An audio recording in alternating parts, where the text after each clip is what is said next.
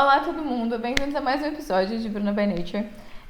Esse episódio a gente fez baseado em um stories que a gente fez no Instagram, que era para incentivar pessoas a fazerem perguntas sobre o coronavírus. E o projeto que a gente faz é com o Henrico aqui, ele é o Bruno do Bruna by Nature. Oi, gente, tudo bem? E o Henrico, ele é internato de medicina, ele tá no 10º período e ele em breve vai começar a atender nos hospitais. E ele se dispôs a responder várias dúvidas e as pessoas mandaram pra gente várias perguntas. E o que a gente vai fazer aqui hoje é responder essas perguntas também pra vocês. E, de novo, reforçando que o canal tá sempre aberto se vocês tiverem qualquer dúvida pra gente responder. Você quer adicionar alguma coisa, Henrico? Não, acho que a Bruna falou perfeitamente. A ideia é tentar tornar público as dúvidas dos colegas, né, de forma que todo mundo possa entender um pouquinho o que cada um está com um pouco mais de dificuldade de entender, porque a gente hoje em dia tem bastante facilidade de acesso à informação, só que às vezes as coisas ficam com uma qualidade que a gente reconhece que não é muito boa. Então a gente podendo solucionar algumas dúvidas e trabalhar com maiores certezas, faz com que estejamos cada vez mais aptos a lidar com todos esses problemas de uma forma mais consciente, de uma forma mais tranquila. Exato. E o objetivo do nosso projeto é poder divulgar mais informações sobre o meio natural. E nós estamos inseridos no mundo onde está tudo conectado. Então, pra gente fez sentido fazer esse vídeo onde a gente vai divulgar também de forma mais clara algumas dúvidas que vocês tinham. Henrico, eu posso começar te fazendo as perguntas então e você responde pra gente? Por favor. Tá ótimo. E lembrando que isso daqui não é apenas um resultado do que já foi perguntado. Isso é uma porta aberta. Qualquer dúvida que vocês tiverem, podem continuar mandando. O que a gente está enfrentando hoje, né, por assim dizer, é algo que é desconhecido, mas que felizmente a cada dia a gente recebe um número cada vez maiores de artigos e a gente está construindo a medicina do coronavírus junto. Então, o que eu não souber responder, eu vou procurar saber. O que for reatualizado e se mudar algum protocolo, a gente vai estar atualizando vocês. A ideia é construir um canal de comunicação para que todo mundo possa se sentir seguro com o conhecimento de qualidade. Perfeito, não poderia ter falado melhor. Mas então, beleza. Eu vou começar com uma pergunta que a gente achou super interessante e super importante, que eu vi algumas pessoas perguntando. Henrico, álcool 92%, pode usar? O álcool 92%, assim, essas concentrações muito elevadas, elas são contraindicadas. O ideal é que seja utilizado o álcool 70. O álcool 70 é o que a gente utiliza em ambiente hospitalar. Ele tem as propriedades antissépticas, digamos assim, que são adequadas. O álcool inferior ao 70, e aí fazendo um adendo na pergunta, ele não tem uma capacidade muito boa para inativar o vírus. Aí você pode ser simples pensar, né? Então vou botar, eu tenho aqui em casa um 90, deve ser melhor ainda. Muito pelo contrário, o álcool 90, por ter uma concentração maior do álcool em si, ele tem uma volatilidade muito mais elevada também. O que isso significa? Que esse álcool que você aplicar na sua mão, que você aplicar na sua superfície, que você estiver tentando limpar, ele vai evaporar com uma velocidade maior. E do momento que ele evapora, ele não consegue ter a ação de higienizar, a ação de inativar, digamos assim, o vírus. Então, o ideal é o álcool 70. Se eu não tiver o álcool 70, está em falta, acabou na minha farmácia, compraram tudo, que você vai utilizar água e sabão. É o padrão. Por que água e sabão? O coronavírus, a família, né, do coronavírus, tem uma característica em comum de ter um envoltório, digamos assim, composto por lipídios. E lipídios são gorduras. E isso é a mesma química que acontece na nossa casa. Por que a gente utiliza o sabão? Por que a gente utiliza o detergente para limpar um prato, um talher, uma panela que esteja engordurada? Porque o sabão ele tem a propriedade de emulsificar as gorduras e retirar. Então é o mesmo princípio. Eu vou utilizar o sabão para destruir essa camada lipídica do vírus e dessa forma eu acabo inativando ele também. Então o ideal o ideal de tudo mesmo é a água e o sabão. Se eu não tiver, o álcool 70, mas eu posso utilizar um ou outro Os dois têm uma propriedade bastante adequada contra o vírus. Perfeito. E álcool 80%, mesma coisa. É melhor? Mesma coisa. Show. Álcool 70 ou água e sabão. Preferencialmente, para as mãos, água e sabão. Tá ótimo. Perfeito. Entendido.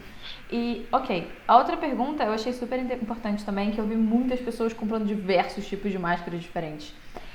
Qual que é a máscara certa para usar para cada coisa?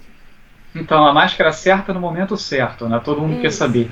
O que tem sido protocolado, e é assim que a gente lida não só com coronavírus, mas com diversas outras doenças que possam ser transmitidas pelo ar, né? No momento em que você tosse, no momento em que você espirra.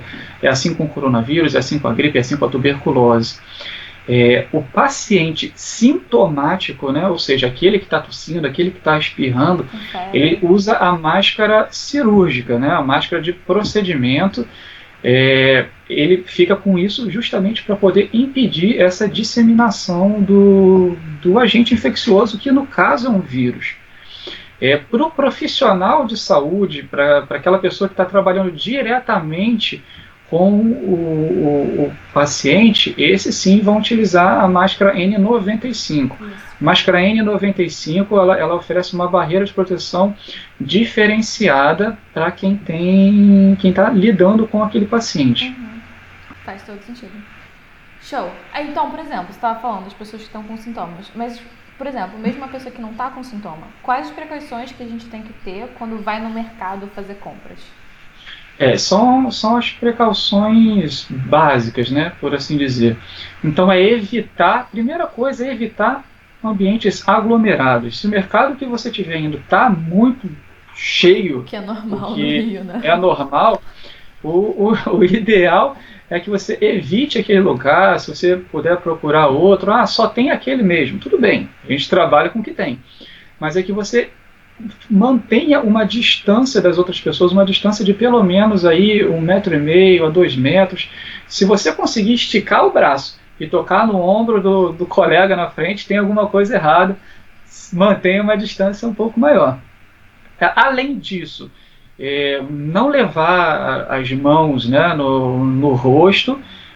Isso é muito importante, né, principalmente porque você vai tocar nos produtos, você está escolhendo as suas coisas, então, partindo do princípio que aquilo possa estar contaminado, evitar esse contato. Uhum. E no mais, é o respeito também para com o próximo. Então, você pode não estar contaminado. Aqui no Rio, pelo menos, tem muita gente que tem, a gente sabe que tem quadros de alergia, quadros que fazem com que a pessoa espirre, né, ou tussa sem estar doente, mas o próximo não sabe disso. Então, assim, não disseminar, né? Não disseminar, levar sempre, né, o cotovelo, né? Porque para evitar também contaminar as mãos, mas enfim, leva o cotovelo na frente, não espirrar na frente das pessoas. É o que a gente espera que eles façam com a gente, então façamos o mesmo. Henrico, você estava falando de manter aquela distância de 1,5 metro, 2 metros. Mas, por exemplo, pessoas que estão num grupo de risco, como um senhor de 85 anos, ele pode sair de casa para fazer, sei lá, uma caminhada e manter 2 metros, 1,5 metro de distância? Então, Bruno, eu acho que você usou já a expressão ideal, né? Você falou grupo de risco. Uma pessoa que faz parte de um grupo de risco, ela está mais propensa a desenvolver formas mais graves da doença. Então, se a gente está falando de evitar que tenha pessoas na rua, de ter aglomeração, e a gente está falando de pessoas sadias, pessoas sem comorbidades, né? Então uma pessoa, o seu senhorzinho de 85 anos, é esperado que ele fique em casa, né? O ideal é que ele faça parte da quarentena com um pouco mais de rigor. Perfeito, faz todo sentido. Beleza, Henrique, entendi do senhor e das pessoas de grupo de risco. Mas, por exemplo, como que a gente se infecta? Por onde que o vírus entra no nosso corpo? Então, o vírus ele precisa de uma porta de entrada, né? O vírus é o que a gente chama de um parasita intracelular obrigatório. Nossa. O que isso significa? O que isso significa? Que ele precisa estar dentro de uma célula para que o seu metabolismo ocorra de forma ideal. É mais ou menos assim que funciona. Esse vírus, né, ele não tem a capacidade de penetrar no nosso organismo pela pele íntegra, ou seja, uma pele sem lesões, sem machucado. Ele utiliza, ele se faz das áreas de mucosa. Então, por exemplo, nariz, boca, olhos, são áreas que são sensíveis e que são locais bem potenciais para que o vírus possa invadir, né, o organismo. Daí entrar na célula, enfim. Entendi. Mas, por exemplo, eu sei que a gente tem que evitar o contato da mão no rosto e tal, mas pode entrar pela orelha? Assim, pode. Tá. Pode. Não é o local mais habitual, mas sim, tem relato de que isso é possível, sim. Entendi, tá bom. Vou ficar esperto com a orelhinha também. Show. Sim, nada de coçar o ouvido. Essa aqui é uma pergunta legal também. Uma pessoa pode adquirir o coronavírus mais de uma vez? Então, Bruna, essa pergunta ela tem alguns desdobramentos, né? Primeira coisa é saber o que é o coronavírus. Quando a gente está falando de coronavírus, a gente está falando de uma família de vários vírus. Tá. Então, assim, se você tem vários vírus, você pode pegar mais de um coronavírus e é natural que isso aconteça ao longo da sua vida. Agora, se a gente estiver falando, mudar um pouquinho essa pergunta, é possível pegar o novo coronavírus mais de uma vez? De acordo com o que a gente aprende em sala de aula, não, né? Esses vírus, principalmente esses vírus que são do tipo respiratório, né, que tem essa sintomatologia no trato respiratório, quando você se cura, você adquire uma resposta imunológica que, em teoria, é capaz de te proteger pela vida, né, para a sua vida, ou por muito tempo. Tem alguns relatos já, alguns artigos que estão sendo publicados que estão mostrando que as pessoas, elas pegam o vírus, depois tem a resposta imunológica para combater esse vírus, aí você faz o teste de novo. Opa, agora deu negativo. E aí, tempos depois, volta a positivar. Isso pode significar um monte de coisas. Primeiro, poderia ser uma reinfecção? Poderia. Se a resposta imunológica que foi formada contra esse vírus não foi uma resposta muito boa, muito forte, poderia ter uma reinfecção. Entendi. Pode ser um teste que deu um falso positivo? Pode também. Então, assim, alguns artigos que eu já li, eles falam em novo exame que deu positivo, mas eles não dizem, não abrem espaço para dizer se foi poderia ser um falso positivo. Eles não dizem se houve uma contraprova e vê se positivou de novo. Entendi. Então, assim, se a gente for trabalhar naquele mundo ideal, a resposta imunológica seria suficiente para te conferir a imunidade. Inclusive, após a negativação do teste, depois da dita cura, é recomendado que as pessoas possam retornar às suas atividades cotidianas. Então, por enquanto, a gente trabalha com isso e eu vou continuar estudando e vendo os novos artigos que saem aos montes todos os dias para ver se tem alguma reinfecção. Mas, a princípio, estamos com a cura após o controle da infecção. Né? Entendi, faz sentido.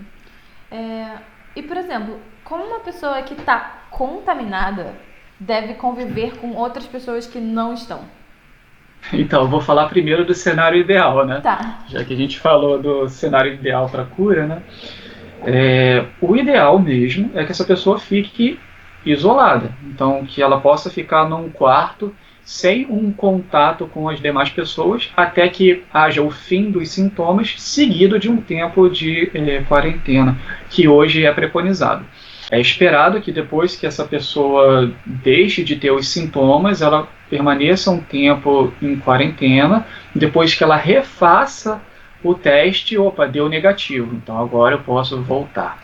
Então o ideal é que essa pessoa fique nesse isolamento para que ela não transmita para os demais familiares, amigos, quem conviva com essa pessoa.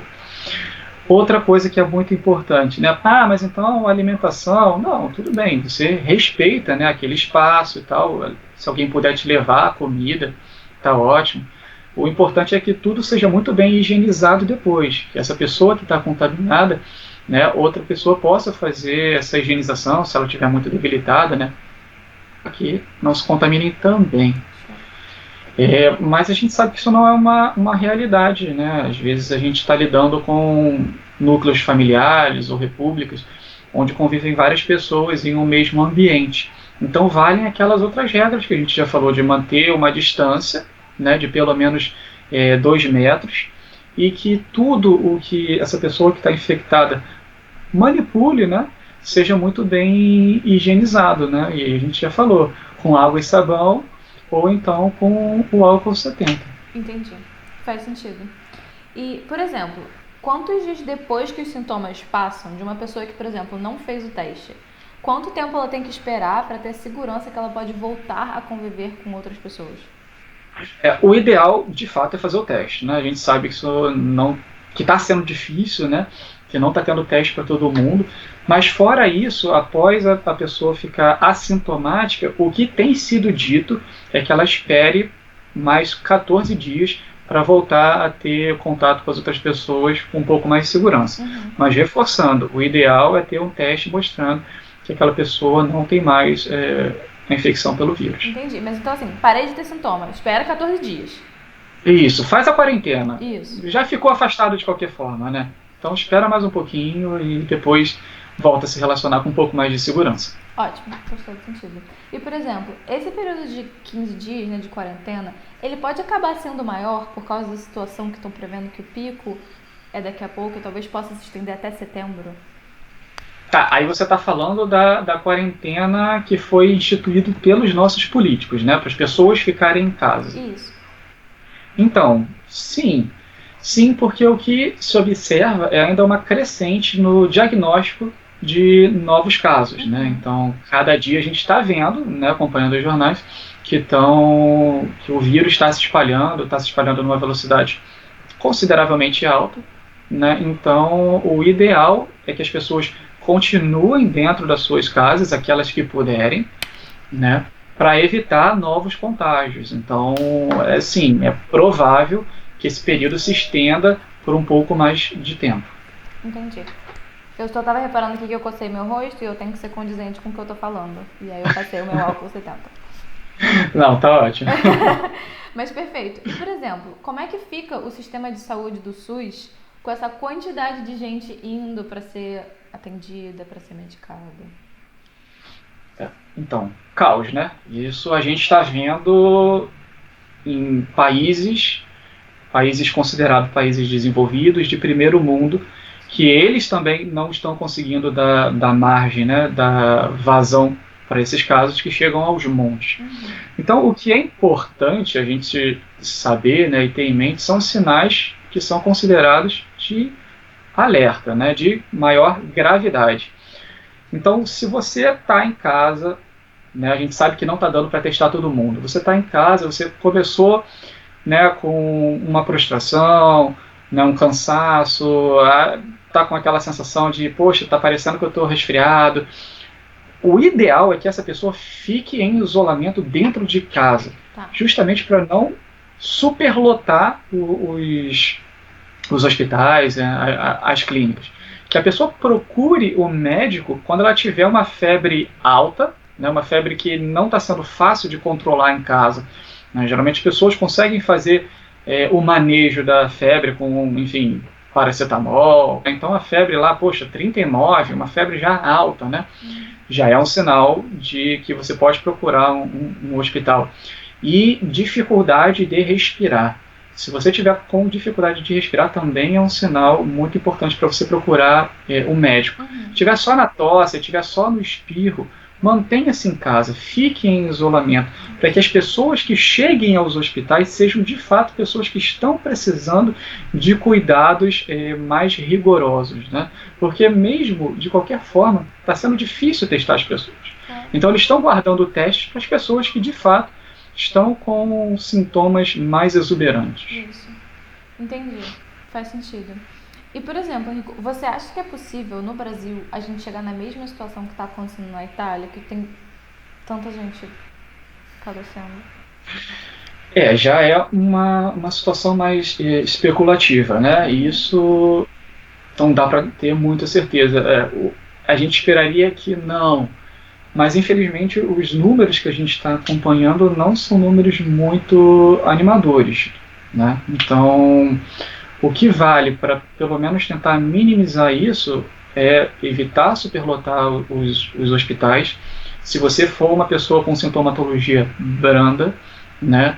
E tentar aprender um pouco com esses países, como que eles fizeram para manejar o vírus. Realmente, se a gente chegar num cenário onde tem bilhares de pessoas que estão infectadas, é capaz de gerar o colapso no sistema de saúde. Isso é mundial. Não é porque aqui é o Brasil ou qualquer outra coisa do tipo. Onde você tem muito mais doentes do que leitos, do que profissionais, você tem um colapso no sistema de saúde. Então, por isso que é importante a quarentena, para evitar muitos novos casos e que os hospitais sejam lar daquelas pessoas que de fato estão com gravidade, né? Exato. Faz todo sentido. Henrico, perfeito. Essas foram todas as perguntas que mandaram pra gente. Sério, muito obrigada por ter tirado esse tempinho de responder isso pra gente. Mas eu queria só deixar mais duas observações importantes, que é, a gente está sempre acompanhando também, eu e o Henrico, e recomendando para os nossos amigos e familiares que as pessoas entrem, se você quer acompanhar os números, no World Meter. Eu vou botar aqui embaixo o link na descrição do vídeo, e também no site da Organização Mundial da Saúde, que também, se você preferir ler inglês, que ele tem diversas recomendações e também tem relatórios diários de como é que está o desenvolvimento do corona no mundo. Perfeito. Eu espero que eu tenha ajudado a trazer um pouco mais de informação. Se mesmo assim ficaram dúvidas, bota pra gente. De tempos em tempos a gente vai estar respondendo essas dúvidas e sempre tentando trazer algo que seja científico, né, com um material que seja de qualidade. Mais uma vez, a gente não sabe de tudo isso é uma grande novidade, e o que a gente se compromete com vocês é estar atualizando, estar trazendo um material que seja bom, porque se a gente não tem dúvidas, né, a gente consegue lidar com a situação com uma tranquilidade maior, e a gente só tem a ganhar com isso. Então tá ótimo, gente. Muito obrigada por terem assistido. Manda as dúvidas pra gente. Nossos contatos estão todos aqui embaixo. Fiquem em casa, se cuidem.